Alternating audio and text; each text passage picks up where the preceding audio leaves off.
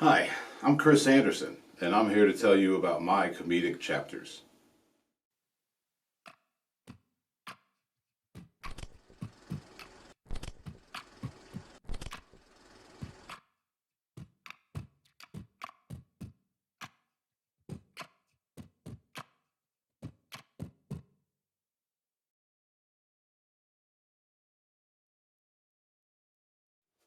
I first started doing comedy back in 2007. I was recently divorced, had just turned 30, and wanted to, have a new direction in my life. I had always wanted to be a comic ever since I was a kid. I can remember being in fifth grade and standing on the steps during recess and telling people jokes, and like even the principal would come over and watch sometimes and laugh. I remember telling stories about my stepbrother and how he would sleepwalk at night, just goofy stuff. But I always wanted to be a comic, So when I turned 30, I thought, you know what, I'm not getting any younger, so I guess I should give it a shot. And like I said, I was recently divorced, and when I first started out doing comedy, like I was hot, like people was into me. I was getting gigs and all this stuff. It kind of took off fast, And then I met this girl and fell in love, and we got married and had some kids. And being out on the road as a comic is not really something that you can do as successfully and have a family. So when you have faced with hard choices in life, sometimes you go with what you feel is the best for you and yours. So I chose to stay at home and do more local shows and not really tour the road as much, so that I could be around for my family. I started my own lawn care business. A lot of comics don't do it full time. It's another way to make money or whatever, and something that they enjoy doing.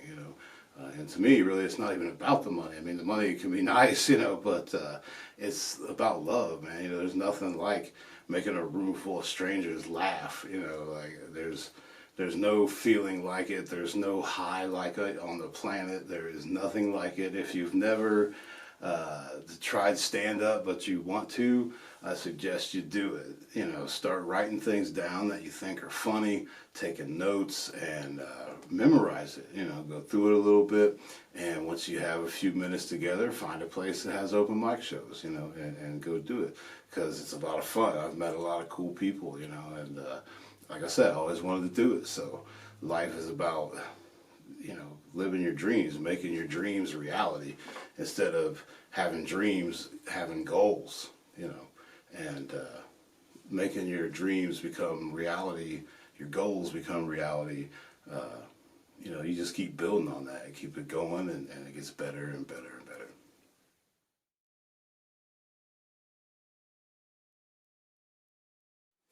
The first time I ever did stand-up comedy was at the Funny Bone in Columbus, Ohio. I called the guy that ran it, a guy named Rick, and he said, get 5 people to come out and get 5 minutes of material together, and you can come and do 5 minutes, but you got to bring 5 people. It's called a bringer show. So I go to the show, and they have a workshop ahead of time. And the comics will get up on stage, especially if it's your first time there. They want to see if you got jokes or whatever, And you tell a few jokes, and then the other comics in the audience, it's just comics in there. They'll give you feedback and try to help you out, give you some tips, pointers, funnier lines, whatever. So I'm in there, and I'm doing my 2 minutes or whatever I had to do in the workshop. And Rick stops me, and he's like, okay, that's good. That's good. Let me ask you a question. How high are you right now? I was like, what? I'm not high, man. What are you talking about? Of course, I'm not high now because you just killed my buzz. Thanks, dude. That's not very cool, And he's like, well, we might have to talk about this after the show. And I'm like, oh my God, this is my first time doing comedy. I'm already nervous as shit. I'm up here, I'm stoned. And this guy's giving me shit about it. And so I'm like, thinking maybe he meant we might have to talk about that after the show, But that's not what he meant. Anyway, I started performing, and it was going good. And like the 5th time I ever went to the Funny Bone, it was the 5th time I ever performed, Rick was like, pulls me aside and says, let me ask you something. who the fuck are you? And I was like, I'm Chris Anderson, you know, like, and he's like, well, you've been coming here 4 weeks in a row now, and every time you've done 5 different minutes of material, you know, and he's like, new comics don't have 20 minutes of material that they can do, you know, and he's like, you gotta be a road comic. Who are you? And I was like, I'm Chris Anderson. I'm like, this is the 5th time I've ever performed in my life, you know, like I swear, you know. And he's like, yeah, okay. He's like, you want a drink? You hungry? You want something to eat? You know, he's offering me all these perks of the showbiz, you know, free sandwiches. I'm in, buddy. And so he says, I want you to host the open mic show tonight for me, you know. And I'm like, all right, cool, you know, but I'm telling you, you know, it's only the 5th time I've ever performed. So I get up there and I proceed to bomb harder than I think I've ever bombed in my life. And there was this Indian comic that did a joke about he didn't have beef with anyone, you know. So when he went off stage, I was like, you know, sumac everybody, and that guy doesn't have beef with anybody.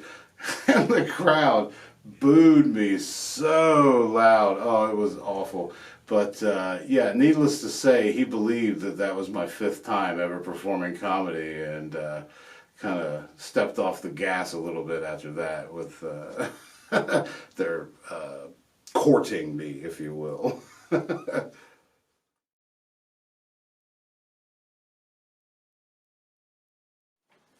I've done a lot of shows over the years, like one-nighter type of gigs, you know, like a bar in BFE, Wisconsin, or Moose Lodge in some small town in Michigan, or, you know, like Elks, or, you know, those types of places, Eagles clubs, you know, stuff like that. I've done comedy clubs too. Man, I did a show in a garage one time at a guy's house in Kentucky, right across the river from Ohio, and it was a paid gig that I got through a booker to go perform at a guy's house. I've performed in churches. I've performed, you know, for the United Way. I've performed so many, you know, when I think about it, there's been some crazy gigs out there. One of the craziest I could think of, though, is I did a show with this guy one time, and it was this dude's 60th birthday party. And his wife wanted to surprise him with a couple of comics to come and roast him for a little bit. And Jake and I, the other comics, show up, and we're talking to his wife, and she's like, all right, I'm going to bring you guys in, tell them that his strippers are here, you know. So we walk in, and she's like, your strippers are here. And he's like looking at us and looking at her, and she says, we hired a couple comedians, you know, and they're going to roast you and tell your jokes about, you know, for your birthday or whatever. And the guy looks at us, looks at his wife, looks at us, and leaves the room. So his wife says, I'll be right back, you know. Goes up after him, and she's like, if you guys, you know, if you want a drink or something, you know, get something. So she leaves the room and comes back, and she's like, I'm sorry, but he doesn't want anything to do with this. He is adamant and like freaked out, doesn't want this to happen. Here's your money. I appreciate you guys coming out, but you got to get out of here. So I got paid to leave someone's house. Like, I didn't even get to do the gig, but they still paid me.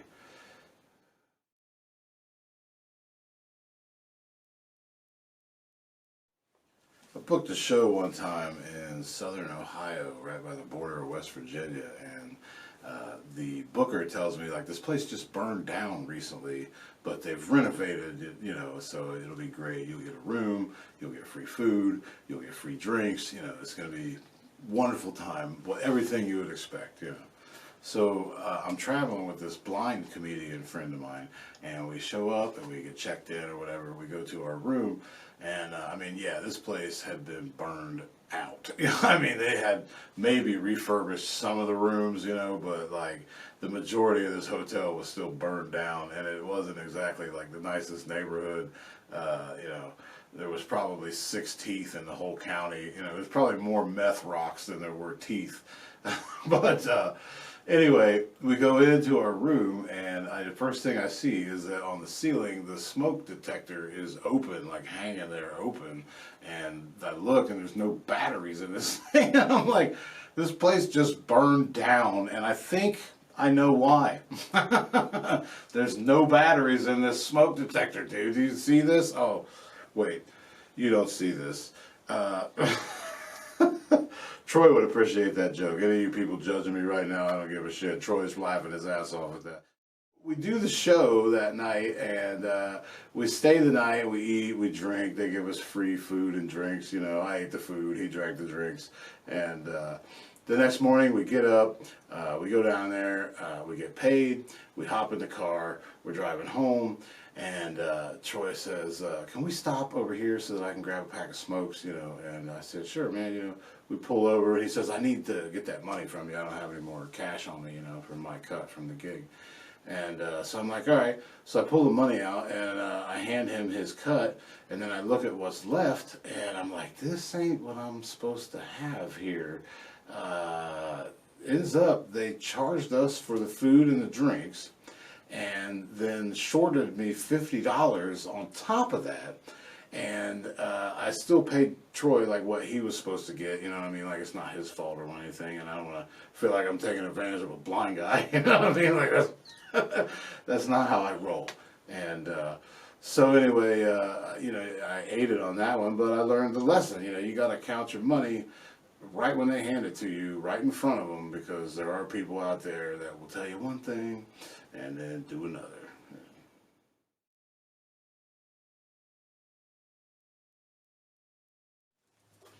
I've met a lot of comedians over the years, you know, doing gigs. There's usually 3 or 4 comics on a show. Open mic shows could be 10 to 20 comics, depending on where it's at, you know. And some of them are good people, you know, and some of them go on to have a lot of success. Like, I've worked with a guy who is on a show that's on Fox now called Welcome to Flatch. I've worked with people who are in movies and that kind of stuff, you know, and there's, like I said, there's good people, and usually it's the good people that tend to have more success, the people that are more positive and, you know, just don't give up and keep working and going at it. You know, it's like a job. You got to work at it. You can't just do the same material for 20 years because it's not going to be relevant, and people don't want to hear it for the 5th time. You know, it's like they want to hear something new. That's why Dave Chappelle's always coming out with specials, you know, every couple years or whatever, and it's always something new. You got to be new, pushing the envelope, keep it fresh, all that kind of stuff. And I've met some comics too, like I left my voice recorder on the comics table one time at the Funny Bone, and as I was on stage, I hear these comics in the voice note, ripping on me, like, oh my God, do you hear that shit? Oh my God, that's horrible. I'm so glad I don't have to follow this guy. I can't even imagine. And this dude was like, I considered him a friend of mine, you know what I'm saying? And it's like, man, you see people's true colors sometimes, like, but, you know, I didn't mean to leave my phone there, you know what I'm saying, but I heard this, and that hurt, you know, like, I'm like, this guy's my friend, I thought, you know, and he's here just ripping on me, but part of me thinks, you know, I wasn't supposed to hear that, you know what I'm saying? It's not like he came up to me one day like, oh, God, you're so awful, how can anyone do that, you know, why would you say that? So, I mean, I don't know, you know, I'm not like angry at the guy. I got over it eventually, but I was distraught at first. And there's a guy that I met named Keith that he does cruise ships and stuff for a living. He's much farther ahead of me in the game of comedy. And I called him. He's like my big brother. This dude is 120 pounds, maybe soaking wet and carrying some weights with him, you know. and me, I'm, you know, pushing 350. I'm a big dude, and it's just funny. But I call him my big brother. You know, he's that's how he is to me. You know, and I've met a few people like that. But I called Keith, and I was like, man, you know, I just heard this tape of this guy like just ripping on me, you know, and it was this dude that we both know, and he was like, man, don't even worry about them. He's like, you know, them dudes ain't running shit but their mouths. And I was like, you're right, you know what I'm saying? And you know, every once in a while, no matter what you do, you meet somebody that keeps it real with you, you know what I'm saying? They'll check you when you get out of line, and they help try to guide you, you know what I'm saying? And there are a lot of good people that I've met that do comedy, you know, so it's been good.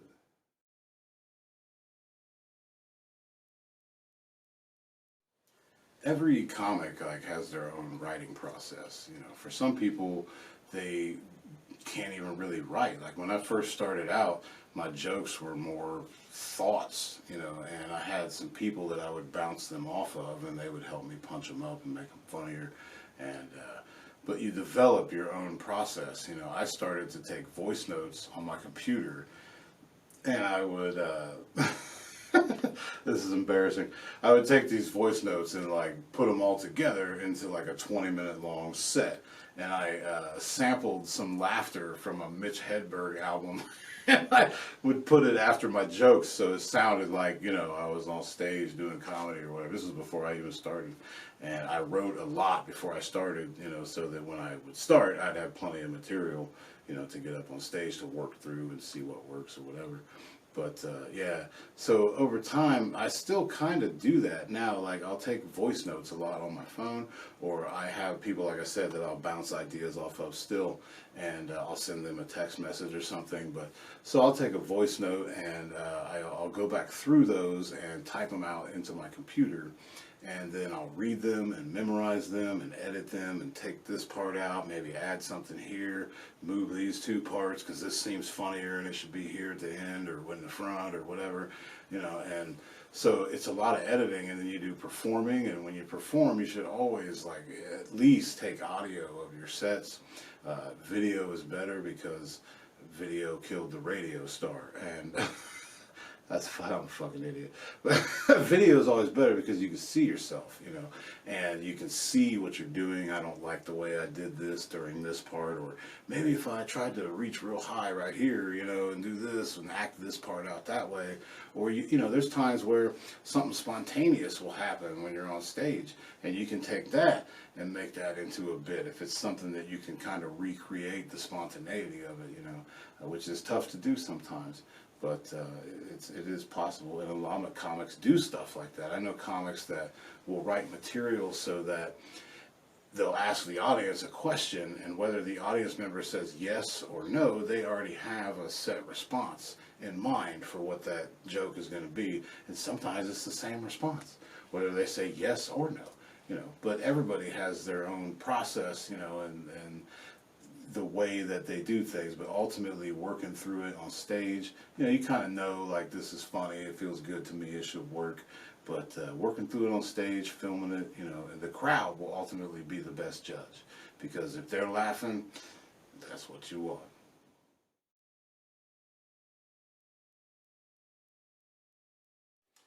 I actually have 5 children, 4 kids and a stepson, and a bonus son, we'll call him, you know. But I've been married twice, and in my first marriage I had 2 kids, a boy and a girl, and I still pay child support for those 2 kids, and they're 23 and 21 now.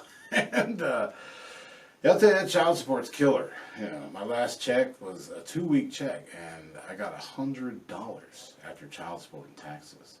And I can't live off that. I mean, you know, I already owe the dope man 80, you know, so you got to find other ways to make money, you know, because you got to take care of your kids. And with 5 kids, you got to have like 5 jobs, you know. I do comedy, I play in a band, I got ordained as a minister on the internet, I've done weddings for probably 60 different couples, you know, 5 kids, I need 5 jobs. I worked at a casino dealing craps, in blackjack, and you know, I've done comedy for almost 15 years now. So you know, you got to take care of your babies. And now I got married again, and I have 2 kids with my current wife, and so I have kids ranging from 23 down to 7 years old, like 23, 21, 16, 12, and 7. You know, and they're all at different stages of life, and all like, you know, needing different type of guidance and different type of feedback from dad, you know. And it's one of the hardest things that I've ever done, you know, being married and having a family. Obviously it didn't work out the first time, because like I said, I was married once before, but you know, you take those lessons and you apply them, and you try to just move forward and make your life better. You know, and kids, they're a wealth of material, you know. I mean, they are funny. My youngest daughter, one time, I was getting ready for a show. This is a true story. I'm getting dressed, and she comes in the room, and she's like looking at me, and she says, "Daddy, where's my boobies? And I'm like, honey, well, you're just a little girl, you know, but when you grow up, like, you'll have big boobies, just like mommy, you know? She looked me right in the eyes and said, no, I want to have big boobies like you, Daddy. Kids, man, I'm telling you, you know, they just say what they feel, you know, and you love them and just hug them, you know.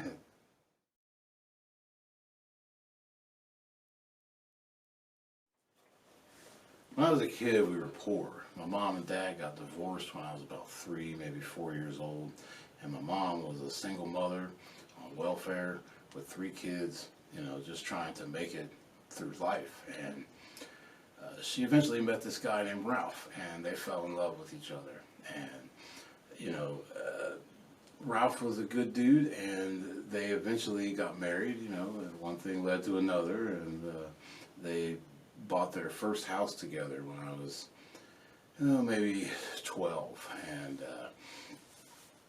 I remember the first year that we had the house, Ralph wanted to decorate it for Christmas, like, and he went all out, you know what I'm saying, like, probably dropped $1,000, you know, back in the 90s, and, but we had the nicest house on the street, you know what I'm saying, like, you come around a corner, you see that sucker, you know, and nobody's house was bright like that, you know, and it was really cool, you know, and then as I got older, you know, I started to have children of my own and my own family, but we always went back to Mom and Ralph's for Christmas, you know.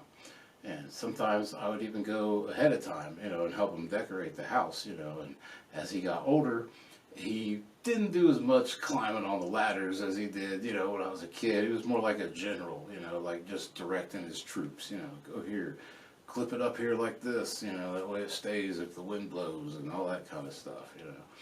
And it was good times, you know, and like I said, the years pass and life happens, and one day he found out he had cancer. And when he first found out, he said that his short-term goal was to live to be 69 years old. And his long-term goal was to live to be 70. And he passed away in January of 2020, 2 days before his 70th birthday. My wife and I, shortly after that, bought our first house. And man, I was so excited. And I couldn't wait to decorate it for Christmas.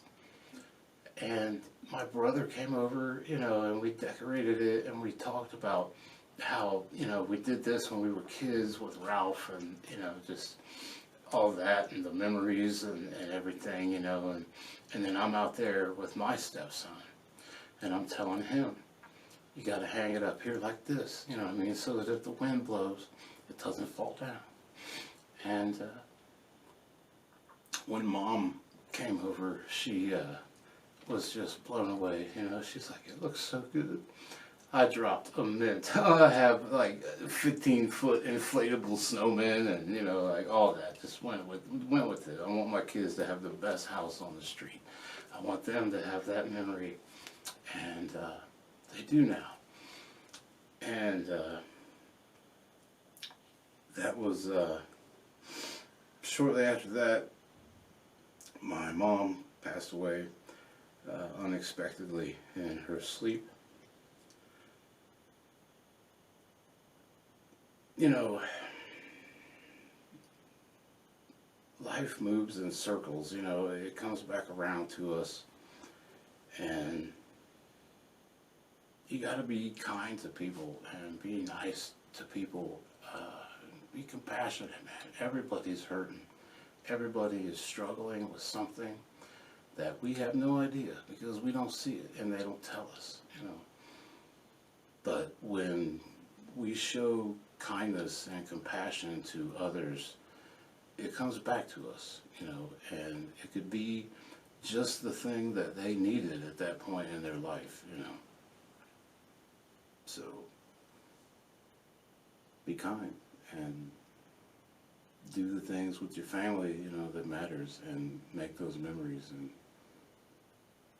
get in the circle.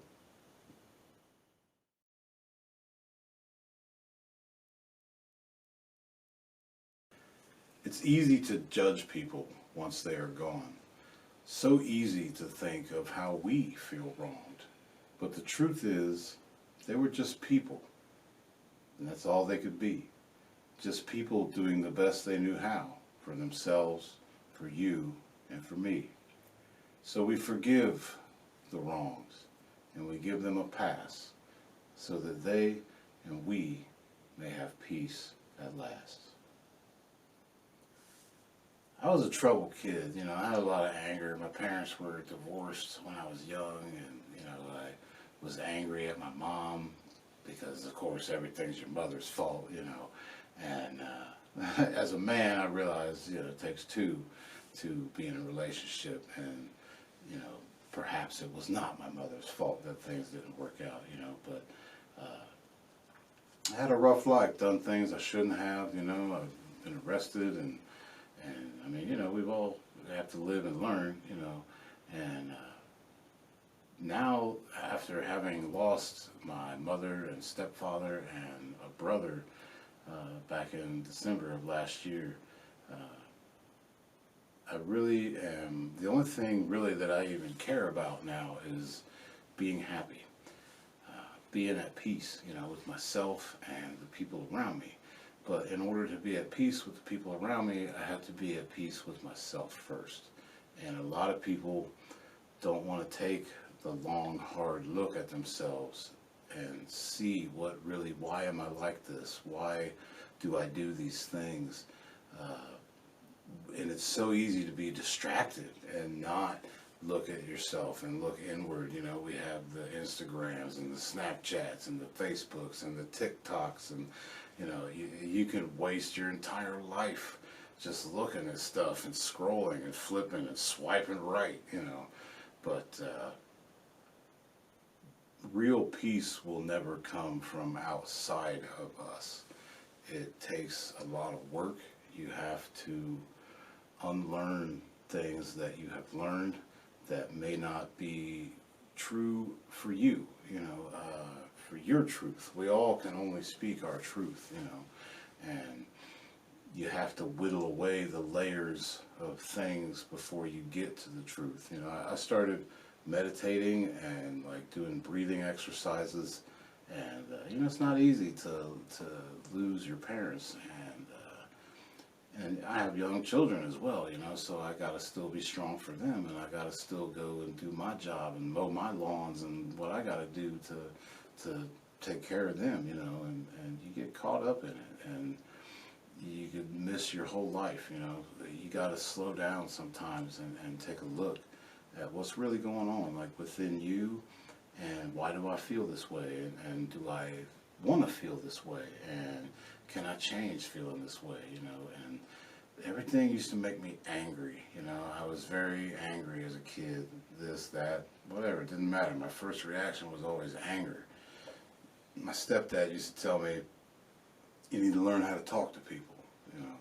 And I thought, well, okay, I'll be a stand-up comedian. I can talk to 1,000 people at a time, you know what I mean? I know how to talk to people now, but that's not what he meant, you know what I mean? He meant you got to learn how to, you know, be kind and be gentle with your words, you know, because words have power, you know. And even if you don't mean it like in a negative way, if you say it in a negative way, someone may perceive it that way, you know. And their perception of you and your words is obviously their perception. But you know, you got to think before you talk, is what Ralph used to always say. Think about it, you know what I mean? Like, don't just, I'm a very reactionary person, you know, like I think something and I say it, you know what I mean? That's, it's got me to where I am in life now, so, but, you know, you got to think about stuff. You have to consider what would happen if I say this to this person, and, you know, and is it worth it, and all that, you know, and just try to be at peace with myself and realize, you know, that life is short, but life is good, you know, and we're blessed to have this opportunity to be here and to learn and to teach each other and to just be together, you know. And like I said, that peace comes from within. And unfortunately for me, I had to lose my mother and my stepfather and a brother to come to all these realizations. But some lessons in life, you just have to learn the hard way. I'm Chris Anderson. Thank you for watching my comedic chapters on SlapStik. I'll see you at the club.